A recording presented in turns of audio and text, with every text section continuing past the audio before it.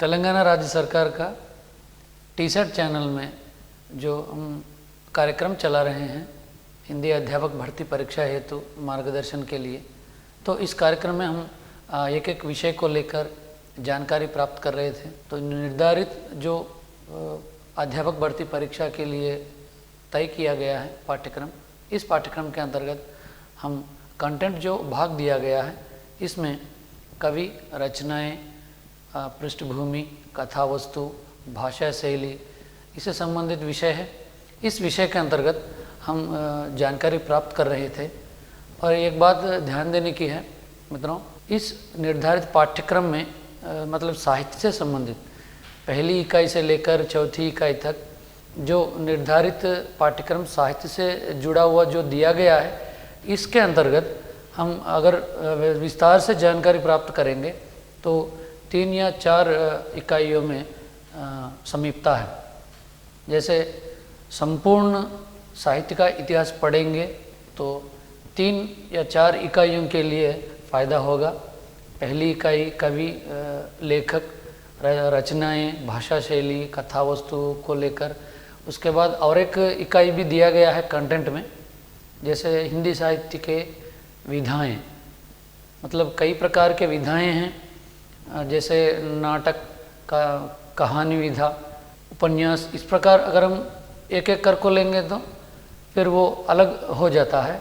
अगर संपूर्ण मतलब काल विभाजन के अनुसार अगर हम पढ़ेंगे तो जब आधुनिक काल आएंगे, आधुनिक काल के बारे में जब हम जानकारी प्राप्त करते हैं तो उस समय ये साहित्य से संबंधित जो भी विधाएं बात कर रहे थे, विधाओं से संबंधित जो विषय है उस विषय वहाँ भी चर्चा कर सकते हैं। तो मित्रों, तो कहीं पर भी हम वही विषय आ जाएंगे, तो इसलिए यहाँ हम कवियों से संबंधित कालक्रम अनुसार जो अध्ययन कर रहे हैं उसके अनुसार ही हम आगे बढ़ेंगे। जैसे आदिकाल से संबंधित पृथ्वीराज रासों से लेकर उसके बाद विद्यापति, कीर्तिलता, कीर्तिपता को संपूर्ण साहित्य के बारे में जानकारी प्राप्त करते हुए हम आगे बढ़ रहे थे आदिकाल में।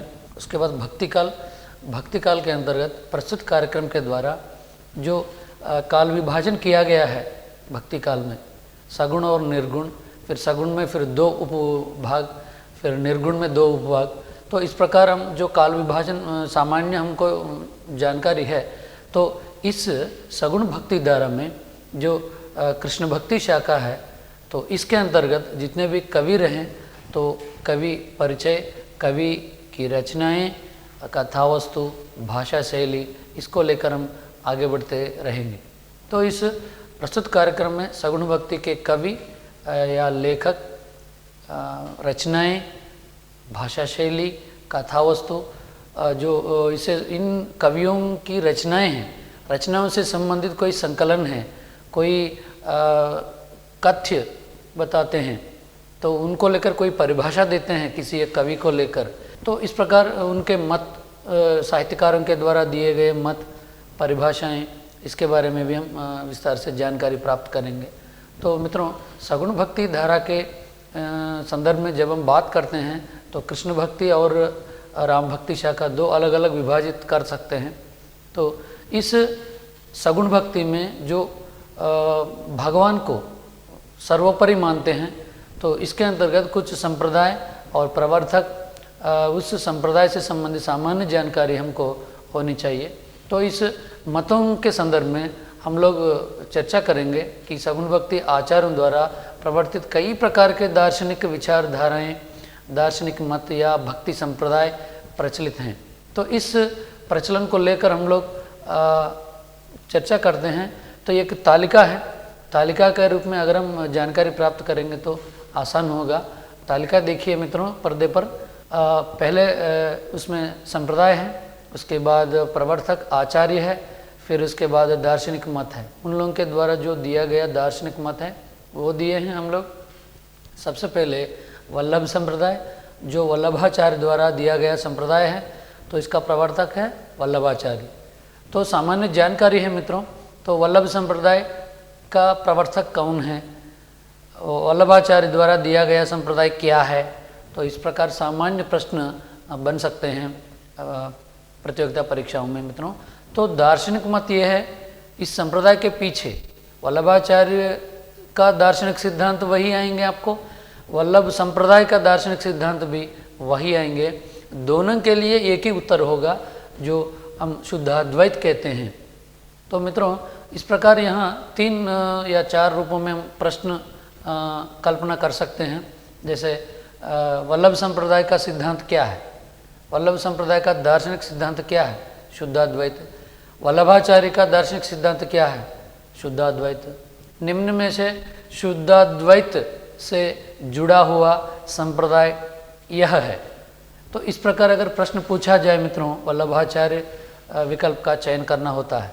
उसके बाद दूसरा देखें तो हरिदास संप्रदाय, इसका दूसरा नाम भी है सखी संप्रदाय। तो इस पर ध्यान देने की बात है कि प्रवर्तक का नाम भी जानना है कि स्वामी हरिदास। स्वामी हरिदास इसका प्रवर्तक है, इसलिए हरिदास के नाम पर हरिदास संप्रदाय चला। तो इसका दूसरा नाम भी है सखी संप्रदाय। यह दार्शनिक मत के लिए जानकारी नहीं है, उपलब्ध नहीं है। तो उसके बाद और एक संप्रदाय है राधा वल्लभ संप्रदाय। तो राधा वल्लभ संप्रदाय का प्रवर्तक है हित हरिवंश जी। जो हित हरिवंश जी द्वारा दिया गया संप्रदाय है राधा वल्लभ संप्रदाय। तो उसके बाद अन्य विषय देखें, गौंडी संप्रदाय। तो इसको चैतन्य संप्रदाय भी कहते हैं, क्योंकि चैतन्य महाप्रभु इस संप्रदाय का प्रवर्तक रहे।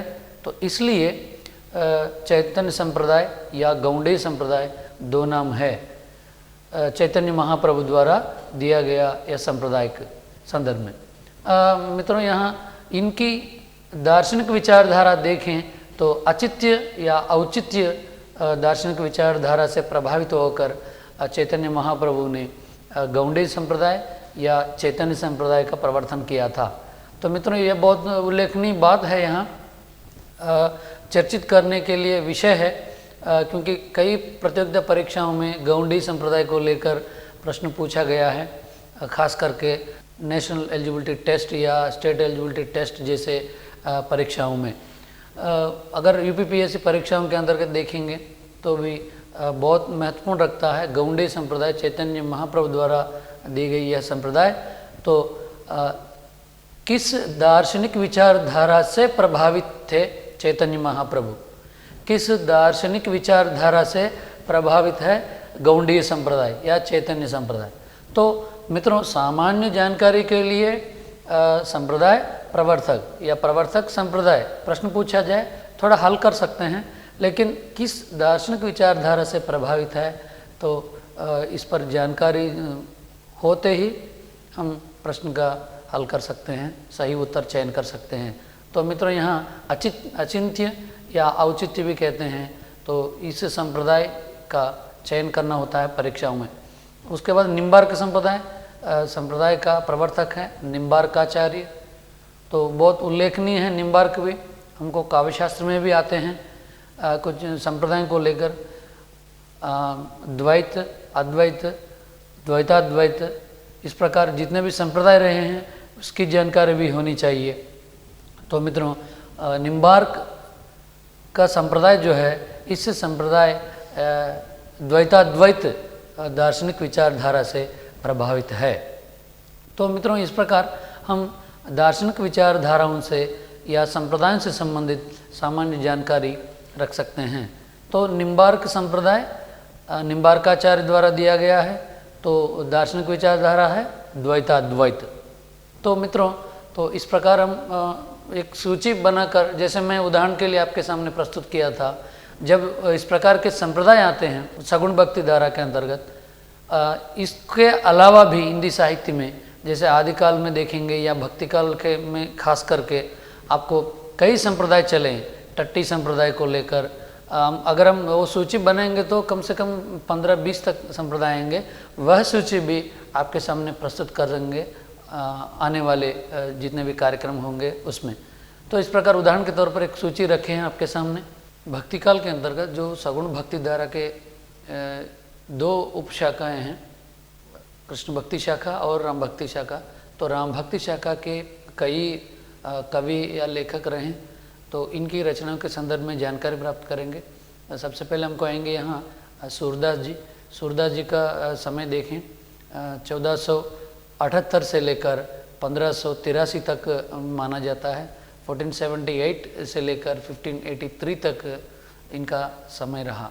तो मित्रों, सूरदास जी के बारे में सामान्य जानकारी है। कुछ विषयों में मतभेद होते हैं विद्वानों में या साहित्यकारों में।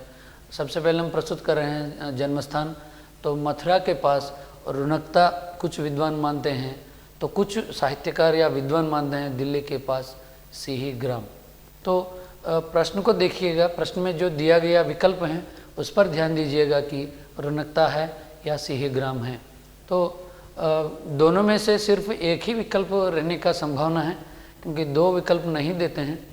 इससे पहले परीक्षाओं में अगर हम देखेंगे तो कुछ परीक्षाओं के प्रश्न पत्रों में दिया गया है कि सिही ग्राम, रुनकता, इस अलग अलग दिया गया है। तो मित्रों, जितने भी विद्वान अपने मत प्रकट करते हैं किसी विषय को लेकर, सारे मतों की जानकारी होनी चाहिए हमको। उन पर ध्यान देने पर ही हम प्रश्न का उत्तर हल कर सकते हैं। तो यह जन्मस्थान के संदर्भ में सूरदास जी का। उसके बाद इनकी मृत्यु पारसौली में हुई है। तो बचपन का नाम सूरजदास है सूरदास जी का। बचपन का नाम को लेकर भी प्रश्न पूछा गया है। तो सूरजदास इनका बचपन का नाम है। मृत्यु जो है पारसौली में हुई है 1583 में। तो मित्रों, इस प्रकार इनकी मृत्यु का समय है 1583, 1583। तो बचपन का नाम सूरजदास है। सूरदास जी ब्राह्मण थे कुछ विद्वानों के अनुसार, लेकिन जॉर्ज ग्रियर्सन जो साहित्यकार रहे तो इनके अनुसार ये भट्ट जाति के कहे हैं। तो इस प्रकार इनकी जाति के संबंध में भी मतभेद रहा विद्वानों में, साहित्यकारों में। तो कुछ लोग मानते हैं, मतलब कुछ रचनाओं में सूरदास जी की जाति के बारे में दिया गया है, ब्राह्मण जाति के हैं, लेकिन जॉर्ज ग्रियर्सन ने उनके मतानुसार बताया कि भट्ट जाति के थे। गोकुलनाथ की रचना, जैसे हमको सामान्य जानकारी है 84 वैष्णवन की वार्ता, तो इसके अनुसार इनकी पूरी जीवनी के बारे में पता चलता है। जैसे जो जन्म का समय और मृत्यु का समय, या जन्म के बाद बचपन में जो बचपन का नाम बताया था, और उसके अलावा अन्य जो बचपन से संबंधित जो भी हमको जानकारी मिलती है, इस जानकारी के बारे में ये गोकुलनाथ द्वारा रचित, गोकुलनाथ की कृति 84 वैष्णवन की वार्ता में उल्लेखनीय या वर्णन किया गया है सूरदास जी की जीवनी के बारे में। इस रचना में स्पष्ट रूप से बताया गया है, 2 बार बताया गया कि सूरदास जी अंधा थे, वो अंधा कहा गया है। इस प्रकार 2 बार प्रयोग किया गया है। नेट की परीक्षा में मित्रों एक बार पूछा गया कि गोकुलनाथ की रचना 84 वैष्णवन की वार्ता में कितने बार सूरदास जी को अंधा कहा गया है। तो इस प्रकार मित्रों 2 बार कहा गया है।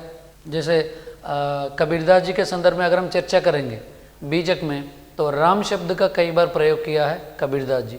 उसकी संख्या के बारे में भी जानकारी होनी चाहिए, क्योंकि प्रतियोगिता परीक्षा है और फिर भी साहित्य है, बहुत व्यापक विषय है।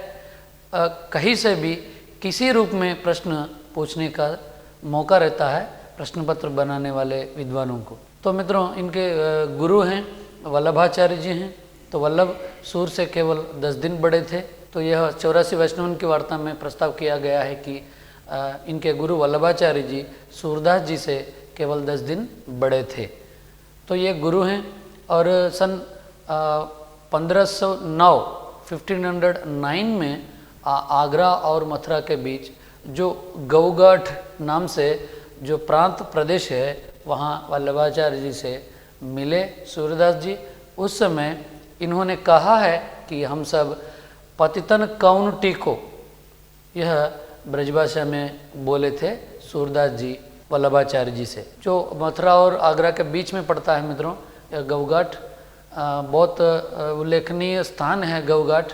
तो यहाँ पर रहते थे सूरदास जी, और जो भी इनकी रचनाएं या दोहा हैं यहीं से शुरू होते हैं गौघाट से।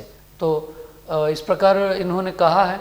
तो कई बार पूछा जा सकता है इस प्रकार भी, तो कहाँ मिले, वल्लभाचार्य जी से भेंट कहाँ हुई, किस सत्र में, इसका समय भी पूछा जा सकता है, या जब मिले थे उस समय क्या बोले थे, क्या कहे थे, इस प्रकार भी प्रश्न पूछने का संभावना है। तो इनकी मृत्यु के बाद विठलनाथ ने 1565 में, मतलब 1565 ईस्वी में अष्टछाप की स्थापना की। मतलब अष्टछाप का दूसरा नाम है अष्टसखा, जो 8 संत कृष्ण भक्ति शाखा के कवि थे। दोनों को हम अलग अलग रूप से भी चर्चा कर सकते हैं। प्रश्न कई बार पूछा गया है अष्टछाप कवियों को लेकर, अष्टछाप कवियों का दूसरा नाम क्या है? तो अष्टसखा, क्योंकि 8 संत थे इसमें कृष्ण भक्ति शाखा के, तो इसलिए यह प्रश्न पूछा गया है। और समय भी पूछा गया है 1565 में विठलनाथ द्वारा स्थापना किया गया अष्टछाप संप्रदाय। उसके बाद मित्रों आगे बढ़ेंगे। अष्टछाप जो संप्रदाय है, अष्टछाप जो अष्टसखा के नाम से प्रसिद्ध है, तो उसके बारे में ध्यान देंगे। तो इसमें हमको वल्लभ की परंपरा एक तरफ आएंगे हम, अगर आप पर्दे पर देखेंगे स्लाइड में, तो दूसरी तरफ जो है विठलनाथ की परंपरा से संबंधित हैं। तो इस स्लाइड में एक तरफ अगर आप ध्यान देंगे तो 4 कृष्ण भक्ति शाखा के कवि रहे, और यहाँ विठलनाथ की परंपरा में 4 कृष्ण भक्ति शाखा के कवि रहे। तो मित्रों इस तालिका को लेकर भी कई बार प्रश्न पूछा गया कि वल्लभ की परंपरा में कितने कवि हैं? तो वल्लभ संप्रदाय में ये कवि नहीं हैं, या वल्लभ संप्रदाय से जुड़े कवि यह नहीं हैं, जुड़े कवि हैं। तो इस प्रकार प्रश्न पूछा जा सकता है मित्रों। इसलिए वल्लभाचार्य के संप्रदाय में जो भी 4 अष्टछाप के कवि रहे या अष्टसखा कहते हैं, उनकी सूची मालूम होना चाहिए। तो देखेंगे तो वल्लभाचार्य की परंपरा में कुंभनदास, सूरदास, कृष्णदास, परमानंद दास, इस प्रकार 4 कवि हैं। तो इसको आप एक ट्रिक की तरह भी कोई वाक्य के रूप में आप याद कर सकते हैं मित्रों। ये वल्लभ की परंपरा है। उसके बाद इस तरफ देखेंगे तो विठलनाथ की परंपरा है। विठलनाथ की परंपरा में भी अष्टसखा या अष्टछाप के कवि हैं। जैसे पहला है छेद स्वामी, चतुर्भुज दास, गोविंद दास, नंददास। इस प्रकार विठलनाथ की परंपरा में 4, वल्लभाचार्य की परंपरा में 4। इस प्रकार हम विभाजन करते हुए अगर अध्ययन करेंगे तो बहुत आसान होगा। प्रश्न इस प्रकार भी पूछा जा सकता है कि ये नहीं हैं, ये हैं इस संप्रदाय में, ये प्रश्न संभावना है।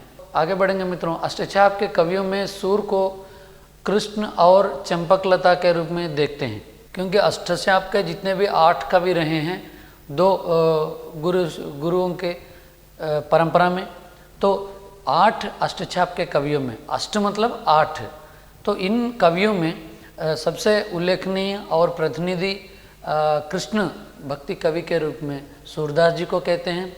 इस विषय को लेकर, इस संप्रदाय को लेकर कई उपनाम भी आए हैं सूरदास जी को, वो आगे हम चर्चा करेंगे। तो यहाँ सूरदास जी को अष्टछाप के कवियों में कृष्ण और चंपकलता के रूप में भी मानते हैं।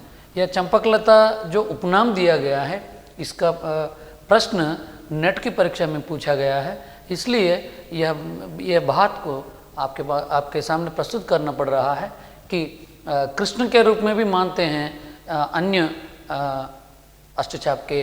तो इस प्रकार मित्रों याद रखिएगा कि अन्य कवि दूसरे कवि को क्या मानते हैं, क्या तथ्य, क्या कथन बताए हैं उनके संदर्भ में, उसको भी ध्यान रखना होता है। तो मित्रों यहाँ चंपकलता और कृष्ण के रूप में अष्टछाप या अष्टसखा सूरदास जी को मानते हैं।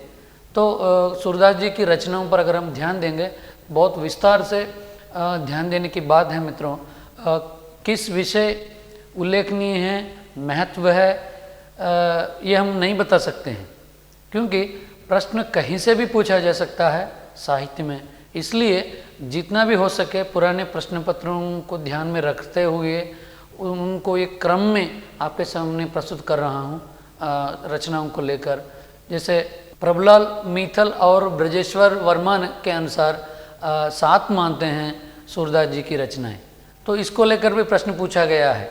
सूरदास जी की रचनाएं प्रभुलाल मीथल और ब्रजेश्वर वर्मा के अनुसार कितने हैं, या कोई एक साहित्यकार को देकर पूछा जा सकता है, या विद्वान का नाम देकर पूछा जा सकता है कि इनके अनुसार सूरदास जी की कितनी रचनाएं हैं।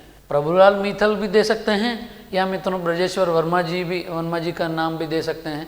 तो इनके अनुसार कितने नाम हैं, सॉरी कितनी रचनाएं हैं, इस प्रकार भी प्रश्न बन सकता है। फिर उसके बाद शुक्ल और मिश्र बंधुओं के अनुसार सिर्फ 3 रचनाएं मानते हैं।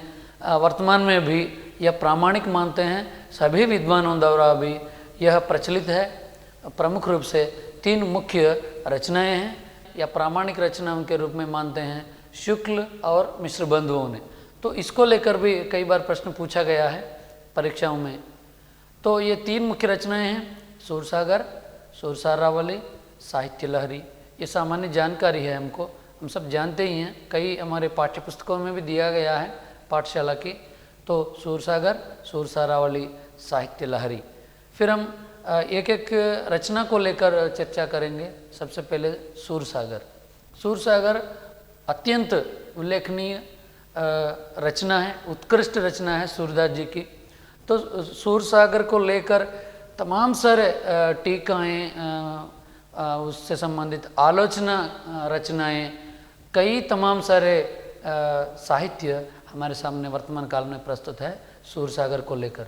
इतना उल्लेखनीय रचना है, उल्लेखनीय कृति है, उत्कृष्ट कृति है सूरदास जी की। और अगर हम कृष्ण भक्ति शाखा के संदर्भ में बात करेंगे तो यह सूरसागर उत्कृष्ट रचना के रूप में मानते हैं विद्वान। तो मित्रों, सूरसागर मतलब इसको राग सागर के नाम से भी जाना जाता है। इसका तात्पर्य यह है कि दूसरा नाम है राग सागर, इसकी भाषा ब्रज है। क्योंकि हम जानते हैं कृष्ण भक्ति शाखा के जितने भी कवि रहे उनकी ज़्यादा से ज़्यादा रचनाएं ब्रज भाषा में ही लिखी गई है। और उसमें अन्य बोलियों के शब्द भी मिलते हैं, लेकिन प्राथमिक रूप से यह ब्रज भाषा में लिखी गई रचना है। उपनाम दूसरा नाम है राग सागर। तो यह जो सूरसागर रचना है भागवत पर आधारित रचना है। इसमें कृष्ण की बाल लीला के पद अवतरित हैं। कृष्ण की जो बाल लीलाएँ हैं, बाल लीलाओं को नाक्षिक वर्णन जिस तरह कहते हैं हम, बाल लीला से संबंधित जो कृष्ण जी बाल्यकाल से संबंधित जो भी उनका व्यवहार है, जो भी उनके मनस्थिति है, उसको कल्पना करते हुए सूरदास जी उनकी बाल लीलाओं को भागवत जो पुराण है, भागवत पुराण से प्रभावित होकर सूरदास जी इस सूरसागर में रचना किए। तो यहाँ प्रश्न हो सकता है मित्रों, तो किस से प्रभावित होकर सूरदास जी सूरसागर की रचना की? भागवत पुराण। तो बहुत उल्लेखनीय ध्यान देने की बात है कृष्ण काव्य के संदर्भ में मित्रों, क्योंकि कई लोग भागवत पुराण से या भागवत जो पौराणिक ग्रंथ है उससे प्रभावित होकर कई कवि लेखक रचनाएं की हैं। तो उसमें सबसे महत्वपूर्ण उल्लेखनीय कृति है सूरदास जी की सूरसागर। तो इस प्रकार प्रश्न पूछने का संभावना है कि दूसरा नाम क्या है सूरसागर का? राग सागर।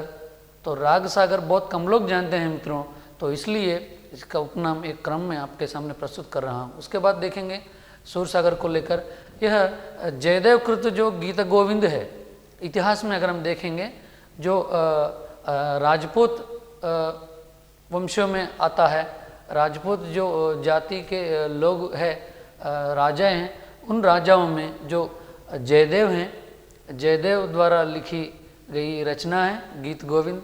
गीत गोविंद की गीति काव्य शैली पर आधारित है सूरसागर। जैसे हम प्रभावित कहते हैं भागवत पुराण, लेकिन जो जिस शैली में लिखी गई है सूरसागर वह शैली है जयदेव की गीता गोविंद। गीता गोविंद शैली पर आधारित है। उसी शैली में, उसी शैली को मतलब अनुकरण करते हुए सूरदास जी सूरसागर की रचना की। उसके बाद कुल पद 4996 कहते हैं, मतलब 4996 हैं।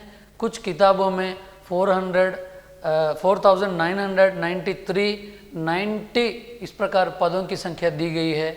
मित्रों अगर आप ध्यान दीजिए, संख्या के संदर्भ में अगर पूछा जाए तो इस प्रकार 4996 मतलब 4996 या 990 इस प्रकार भी संख्या दी गई है। इस पर 2 या 3 संख्या दी गई है कुल पदों को लेकर। तो अन्य मत के अनुसार नीचे दिया गया देखिए 4936 4936 कुल पद हैं सूरसागर में। सूरसागर में भागवत की तरह 12 स्कंद हैं। स्कंद से यहाँ तात्पर्य है अध्याय। तो अगर आप भागवत पुराण पर ध्यान देंगे तो उसमें 12 स्कंद हैं, संस्कृत में लिखा गया ग्रंथ। तो उसमें 12 स्कंद हैं। स्कंद से यहाँ तात्पर्य है अध्याय है, मतलब 12 अध्याय दिया गया है। तो अगर हम उस सूची पर ध्यान देंगे, क्योंकि कौन सा अध्याय मतलब स्कंद पर, स्कंद को क्या नाम दिया गया है, तो इस पर ध्यान देंगे तो 12 सूची देखिए यहाँ विनय के पद, इसमें कुल पद हैं 343 पद हैं। उसके बाद दूसरा स्कंद, तीसरा स्कंद, चौथा स्कंद, पांचवा स्कंद, छठवां स्कंद, सातवां स्कंद, आठवां स्कंद, नौवां स्कंद, 10वां भ्रमर गीत नाम से जाना जाता है, फिर 11वां स्कंद, उसके बाद मित्रों 12वां स्कंद। तो मित्रों जितने भी 12 स्कंदों की सूची आपके सामने प्रस्तुत किया मैं, तो इसमें सभी स्कंदों के नाम में सिर्फ पहला, दूसरा इस प्रकार 12 तक दिया गया है, लेकिन 10वां स्कंद जो है उसके लिए अलग नाम दिया गया है भ्रमर गीत। जो मित्रों इस सूरसागर के 12 स्कंदों में सबसे उल्लेखनीय भ्रमर गीत है। जब हम उत्कृष्ट रचना के रूप में सूरसागर को मानते हैं तो सूरसागर में भ्रमर गीत के अंतर्गत जो जितने भी पद दिए गए हैं वे पद बहुत उल्लेखनीय हैं सूरसागर रचना के अंतर्गत। अन्य जितने भी स्कंद रहे हैं वह भी ध्यान देने की बात है, लेकिन सबसे ज़्यादा भ्रमर गीत को जाता है, क्योंकि भ्रमर गीत को लेकर टीकाएँ लिखी गई हैं कई। तो इसलिए हम ये प्रस्ताव रख रहे हैं आपके सामने कि भ्रमर गीत बहुत उल्लेखनीय 10वां स्कंद है सूरसागर में, ध्यान दीजिएगा। तो यह संख्या के संदर्भ में प्रश्न पूछा गया है कि भ्रमर गीत स्कंद की संख्या क्या है, भ्रमर गीत की संख्या सूरसागर में क्या है, या सूरसागर में भ्रमर गीत की संख्या क्या है, 10वां है। फिर दूसरे तरह से भी प्रश्न पूछा जा सकता है, सूरसागर में 10वां स्कंद का नाम क्या है, भ्रमर गीत। तो इस प्रकार प्रश्न पूछने का संभावना है मित्रों। तो पहला क्या है, विनय के पद। तो विनय के पद में कभी महत्ता, गुरु महत्ता इस प्रकार, या उसमें प्रस्तावना, गुरु महिमा इस प्रकार उन्होंने व्यक्त किया है विनय के पद में श्री कृष्ण जी को लेकर। इस सूरसागर में सबसे ज़्यादा बाल लीला पर 552 पद मिलते हैं। तो इसमें 500 सीधा बाल लीला पर आधारित पद हैं। तो मित्रों इस प्रकार अगर आप सूरसागर पर ध्यान देंगे, केवल सूरदास जी श्री कृष्ण जी के जो व्यवहार है बचपन का, तो उस व्यवहार को लेकर बाल लीला के रूप में सिर्फ 500 पद, ज़्यादा से ज़्यादा 500 पद उनके बाल लीला पर आधारित हैं, बाल लीला का वर्णन करते हुए व्यक्त किए हैं सूरसागर में। तो इस प्रकार मित्रों बाल लीला का वर्णन मिलता है 552 पदों में। तो इस 552 पदों में 500 पद जो है सीधा बाल लीला पर है। तो इसमें 4309 पद और 2 भागों में विभाजित किया गया है। तो भ्रमर गीत की बात करते हैं तो 10वां स्कंद जो है सूरसागर में, तो भ्रमर गीत में देखिएगा पदों की संख्या, सूरसागर में कुल पदों की संख्या आपके सामने प्रस्तुत किया। फिर 10वां स्कंद जो 10वां अध्याय जो भ्रमर गीत है, भ्रमर गीत के संदर्भ में अगर हम ध्यान देंगे तो कुल पद हैं 4309 पद आएंगे। तो इस भ्रमर गीत को दो मुख्य भागों में विभाजित करते हैं, पूर्वार्ध और उत्तरार्ध। दो मुख्य रूपों में विभाजन कर सकते हैं। तो प्रश्न हो सकता है मित्रों, भ्रमर गीत कितने रूपों में बांटा गया है?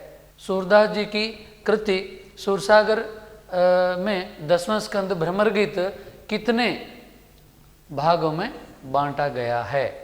तो वहाँ पूर्वार्ध और उत्तरार्ध आपको पर्दे पर स्लाइड में देख सकते हैं। तो ये और बी है। तो ये मित्रों यहाँ पूर्वार्ध में देखिएगा 4160 4160 पद मिलते हैं पूर्वार्ध में। उसके बाद उत्तरार्ध में मित्रों आपको 149 मतलब 149 पद मिलते हैं उत्तरार्ध में। तो इस प्रकार मित्रों आपको एक एक क्रम में मतलब विस्तार से गहन रूप में चर्चा करने की ज़रूरत है। मुख्य रूप से कृष्ण भक्ति शाखा के अंतर्गत जो प्रतिनिधि कवि के रूप में माना जाता है सूरदास जी की रचनाओं को लेकर। तो मित्रों इस भ्रमर गीत में इस प्रकार दो भेद हैं, पूर्वार्ध और उत्तरार्ध। इसके संदर्भ में आगे बढ़ेंगे। पूर्वार्ध को फिर उप विभागों में 5 रूपों में विभाजित कर सकते हैं। तो ये 5 उप विभाग हैं पूर्वार्ध भ्रमर गीत के।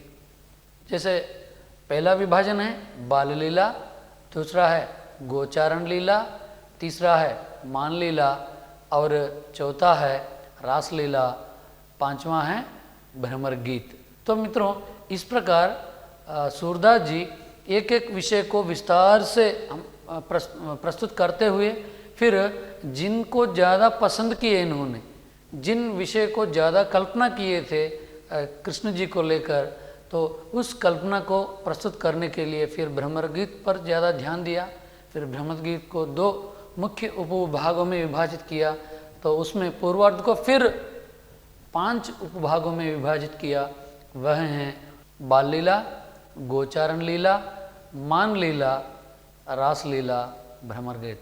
इस प्रकार मित्रों यहाँ प्रश्न पूछा जा सकता है कि भ्रमर गीत के पूर्वार्ध में कितने उपभाग हैं? 5 उपभाग हैं। तो 5 उपभागों में यह नहीं है, यह भाग नहीं है, इस प्रकार पूछा जा सकता है।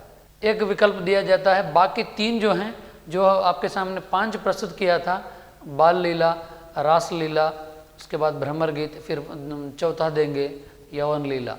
मित्रों यहाँ यवन लीला के संदर्भ में वर्णन नहीं है सूरदास जी की कृति में। तो सही विकल्प क्या होगा? चौथा विकल्प जो है यवन लीला सही विकल्प होगा, क्योंकि यह नहीं है प्रश्न में दिया गया है। तो इस प्रकार इस भ्रमर गीत के जो 5 उपविभाग हैं, इसको लेकर भी प्रश्न पूछा जा सकता है। कैसे भी पूछा जाए तो हल करने के लिए तैयार रहना चाहिए। सूर सारावली दूसरी रचना है। सूर सागर के बारे में हम लोग विस्तार से चर्चा किए। फिर दूसरी रचना है सूरदास जी की, मतलब मौलिक रचना जो हमको उपलब्ध है, उपलब्ध रचना के संदर्भ में भी चर्चा करेंगे, सूर सारावली। तो सूर सारावली की भाषा है ब्रज है, तो इसकी शैली पर ध्यान देंगे तो गीतात्मक रूप में है, मतलब गीतों के रूप में गाते थे सूरदास जी गौघाट पर रहकर। तो इस प्रकार मित्रों गीतात्मक है। तो इसमें कुल पदों की संख्या है 927 हैं। 27 से लेकर 996 तक जितने भी पद हैं सूर सारावली के हैं। चित्रकूट पद कहते हैं ज़्यादा, तो चित्रकूट पद आपके सामने प्रस्तुत किया 937 से लेकर 996 तक दृष्टिकूट पद या चित्रकूट पद के नाम से भी जाना जाता है।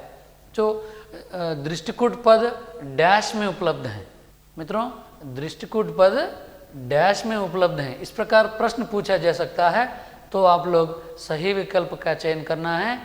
सूरसागर, सूर सारावली, साहित्य लहरी, भ्रमर गीत, इस प्रकार 4 विकल्प दिया जाए तो सूर सारावली विकल्प का चयन करना होता है। तो इस प्रकार मित्रों गहन अध्ययन करते हुए आगे बढ़ेंगे तो प्रश्न आसानी से हम हल कर सकते हैं।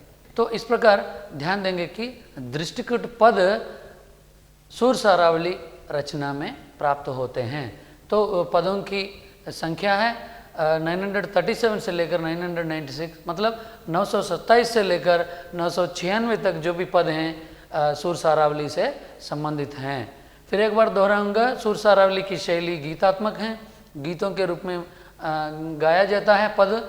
उसके बाद इसकी भाषा ब्रज है। सुर सारावली के संदर्भ में देखेंगे, कुल पद 1107 है, 1107 पद हैं कुल इसमें। तो कुछ विद्वान इसे अप्रामाणिक मानते हैं, फिर भी कई विद्वानों का मत है कि संख्या कम हो ज़्यादा हो, लेकिन सुर सारावली प्रामाणिक रचना है। फिर उसके बाद सूरदास जी की और एक रचना है साहित्य लहरी।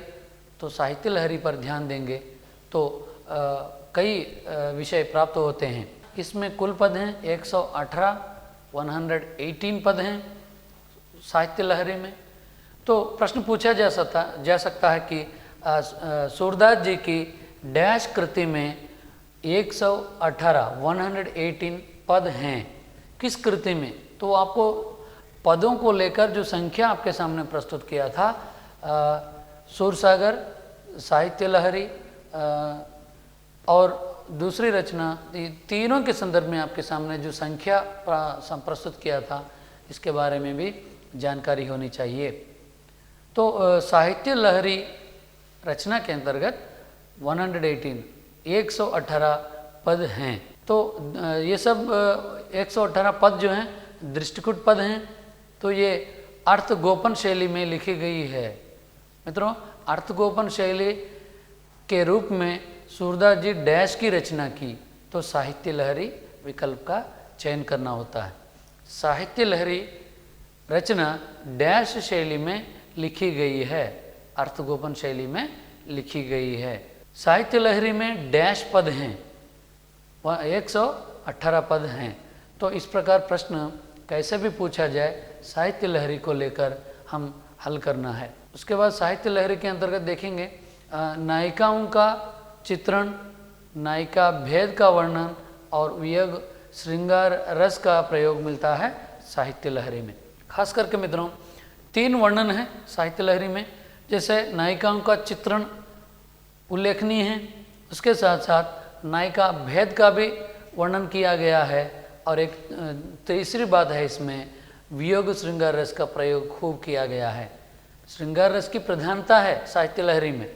श्रृंगार रस में जो 2 रूप हैं, संयोग श्रृंगार, वियोग श्रृंगार, तो इसमें साहित्य लहरी में वियोग श्रृंगार की प्रधानता है, वियोग श्रृंगार का प्रयोग किया गया है। तो प्रश्न हो सकता है यहाँ, वियोग श्रृंगार का प्रयोग इस कृति में सूरदास जी प्रयोग किया है, वियोग श्रृंगार का वर्णन इस कृति में है। तो इस प्रकार प्रश्न पूछा जा सकता है।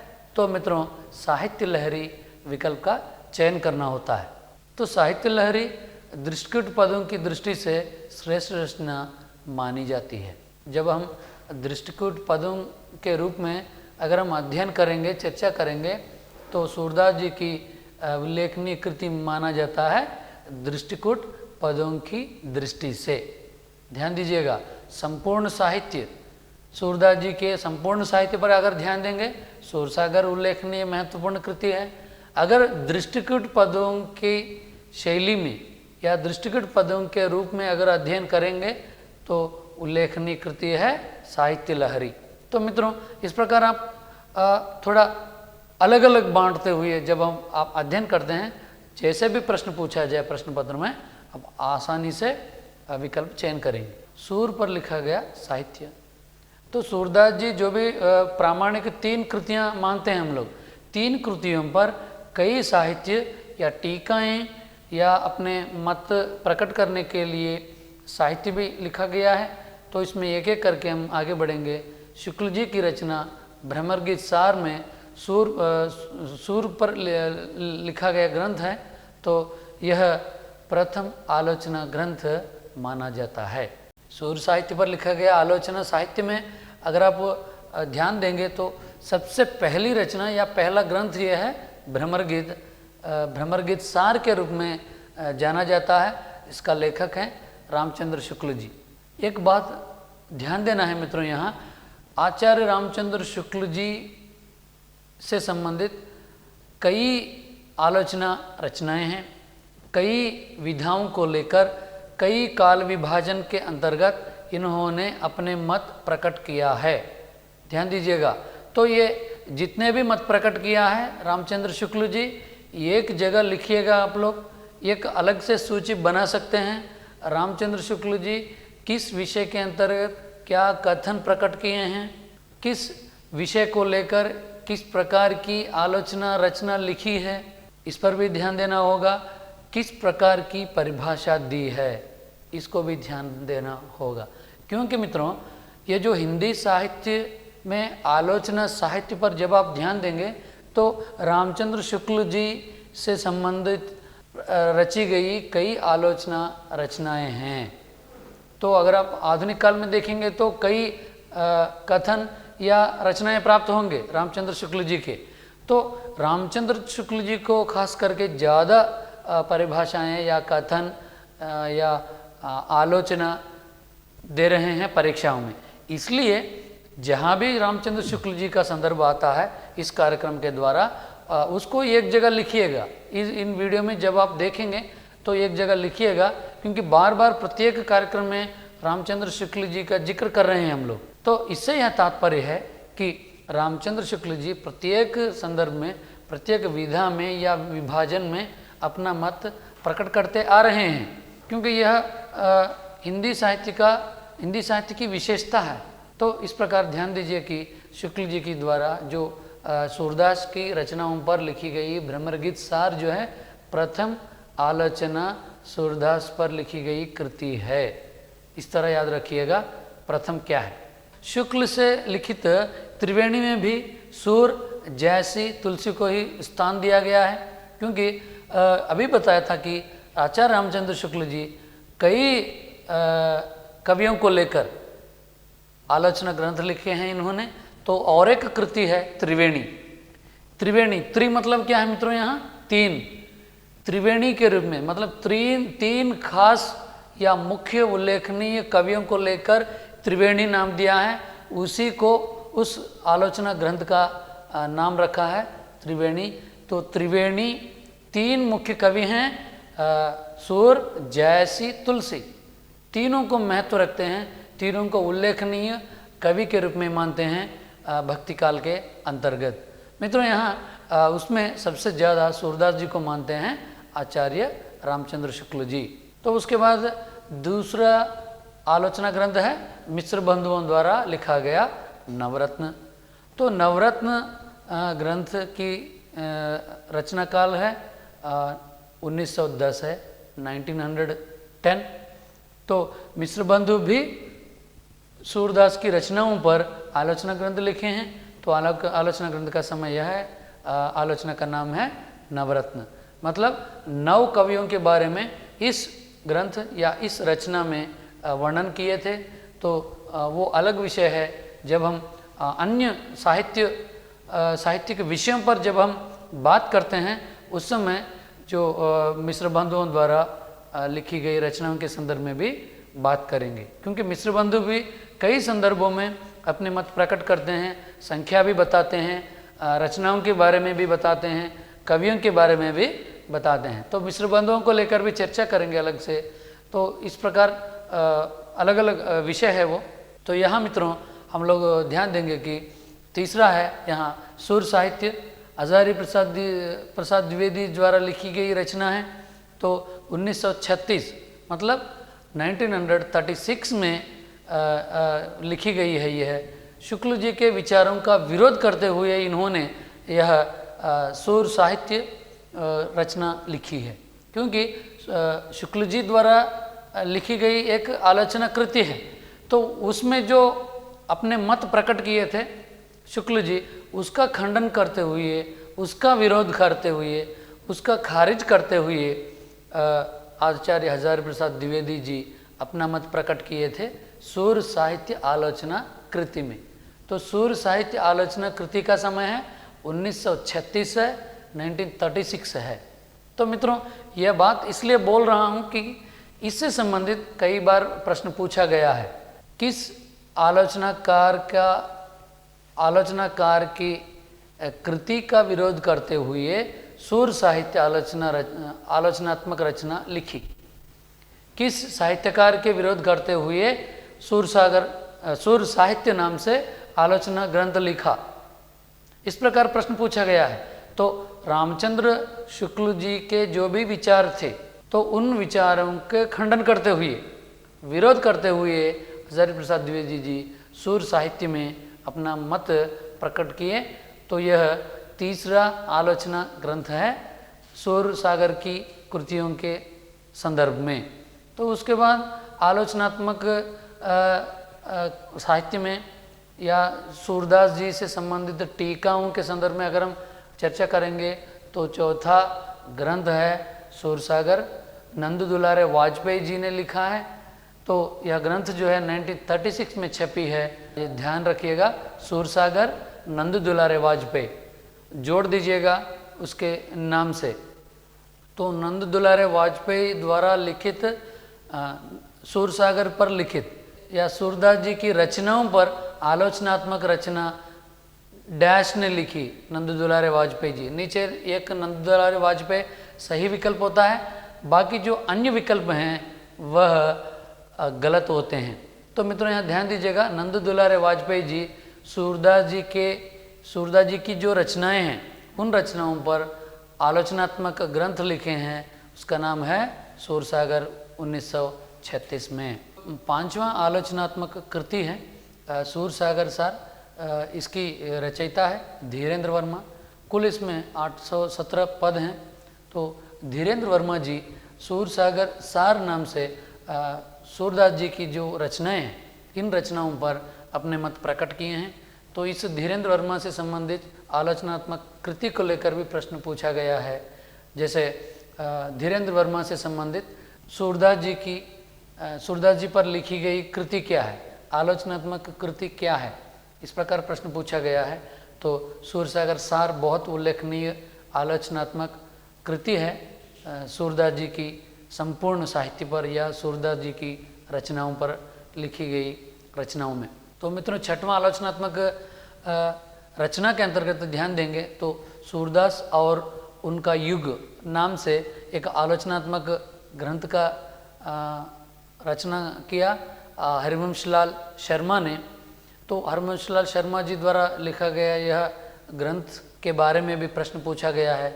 उसके बाद सातवां आलोचनात्मक रचना है सूरदास। सिर्फ सूरदास नाम से आलोचनात्मक रचना लिखी गई है ब्रजेश्वर वर्मा द्वारा। तो यह सूरदास आलोचनात्मक रचना डैश की है, यह प्रश्न पूछा गया है मित्रों। तो ब्रजेश्वर वर्मा जो विकल्प है उसका चयन करना होता है। उसके बाद ध्यान दीजिएगा आलोचनात्मक कृतियों के अंतर्गत आठवां ग्रंथ है सूरदास और गोचारण काव्य। सूरदास और गोचारण काव्य, इसकी रचयिता है मैनेजर पांडे जी। जो मैनेजर पांडे जी संपूर्ण सूर साहित्य पर उल्लेखनीय अपने मत प्रकट किए थे। तो इसमें बालीला को लेकर और उनकी रचना शैली को लेकर भागवत पुराण पर आधारित जो रचना लिखे थे, तो इस संदर्भ में अपने मत प्रकट डाले थे मैनेजर पांडे जी ने प्रस्तुत आलोचनात्मक कृति के माध्यम से। सूरदास और गोचारण काव्य इसका नाम है। तो मित्रों नवीं आलोचनात्मक रचना है खंजन नयन। मित्रों ध्यान दीजिएगा, खंजन नयन जो है महत्वपूर्ण है इसलिए है कि यह उपन्यास है। तो उपन्यास के रूप में जाना जाता है खंजन नयन। इसका लेखक है अमृतलाल नागर। तो इसमें सूरदास जी के बारे में कई विषय प्रकट किए थे।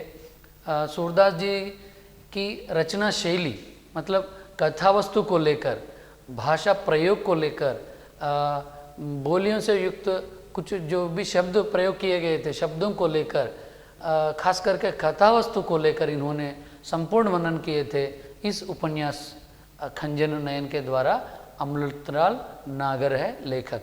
बहुत उल्लेखनीय है खंजन नयन, क्योंकि मित्रों यहाँ सभी लोग जानते हैं कि कृष्ण साहित्य में जो सूरदास जी की रचनाएं जितना उल्लेखनीय हैं उतना उल्लेखनीय हैं टीकाएं या आलोचना ग्रंथ जितने भी उल्लेखनीय हैं उनमें ये अमृतलाल नागर का उपन्यास खंजन नयन बहुत उल्लेखनीय है, क्योंकि उपन्यास है। अन्य लोग जो उसको उपन्यास की तरह नहीं लिखे अन्य रूपों में लिखे थे, उसकी विधा अलग है, तो इसकी विधा अलग है। तो इसलिए मित्रों ध्यान दीजिएगा कि यहाँ जो भी हम प्रस्ताव कर रहे थे, उल्लेखनीय बातें एक क्रम में बता रहे हैं। उसके बाद 10वां आलोचना ग्रंथ है सूरपूर्व ब्रज भाषा। तो इस नाम से ग्रंथ लिखे हैं डॉक्टर शिव प्रसाद सिंह जी। तो यह भी महत्वपूर्ण कृति है आलोचना साहित्य के अंतर्गत। तो इस प्रकार हम ध्यान दे सकते हैं मित्रों, अलग विषयों के रूप में जो जैसे कृष्ण भक्ति शाखा के अंतर्गत जो भी साहित्य आपके सामने प्रस्तुत किया था, तो सूरदास जी सबसे महत्वपूर्ण रखते हैं। उनके बारे में जितने भी उनकी रचनाएं हैं, रचनाओं से संबंधित मैं समझता हूँ संपूर्ण जानकारी आपके सामने प्रस्तुत किया था। जिस तरह नेट की तैयारी करते हैं हम लोग, नेट हिंदी परीक्षा के लिए तैयारी करते हैं, उस दृष्टि से आपके सामने प्रस्तुत किया था।